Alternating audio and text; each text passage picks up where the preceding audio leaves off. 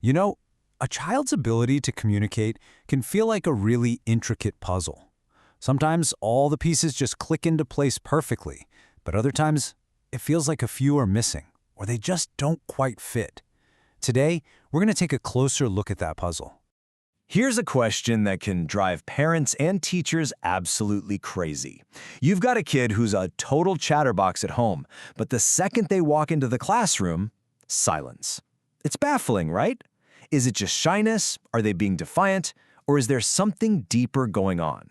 All right, let's dive right in. We're going to peel back those simple labels like shy or stubborn and really get into the fascinating, complex world of communication challenges. It's a journey that kind of makes you realize how much we take this simple act of speaking for granted.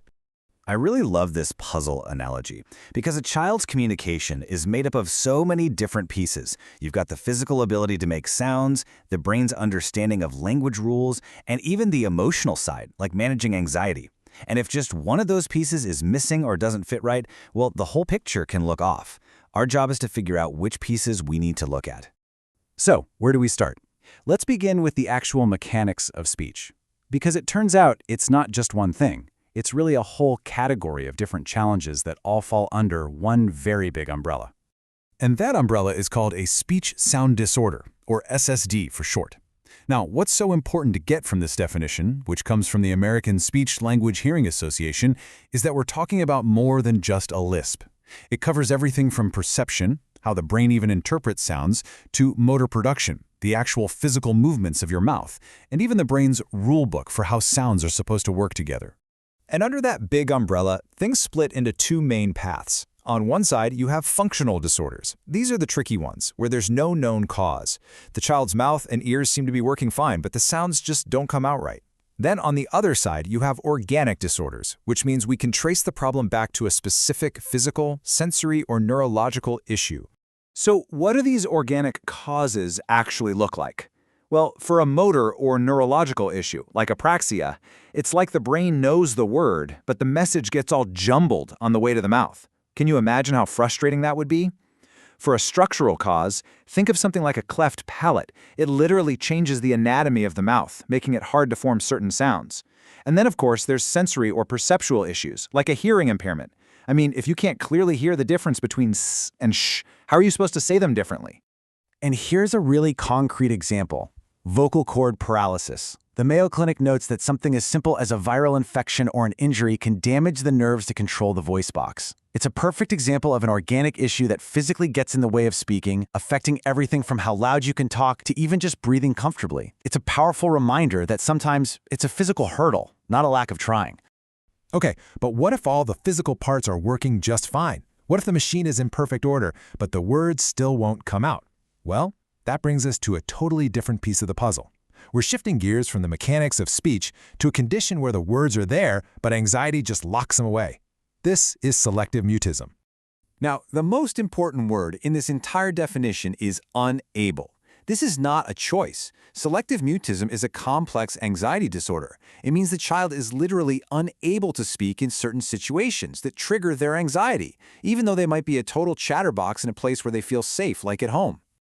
And this is why it's so critical to separate the myths from the reality. It's so easy to see a silent child and think they're being defiant or stubborn, but what's really happening inside is an involuntary freeze response. It's pure, overwhelming anxiety. The silence isn't a weapon, it's a shield. It's an attempt to self-protect. The difference between the two settings can be absolutely jarring. At home, you might have a kid who's hilarious, loud, and tells these long, elaborate stories. Then that same kid walks into school and it's like a switch is flipped. They become silent, their body gets rigid, they can't make eye contact, and they're literally unable to answer when a teacher calls on them. And this isn't just a phase or being extra shy. The impact is serious. This quote from the DSM-5, the big diagnostic manual, says it all. It actively gets in the way of a child's ability to learn in school, to make friends, to just participate in life. It's incredibly isolating. So hearing all this, it might feel a little daunting. But here is the really good news. There is a clear path forward. This is not a hopeless situation.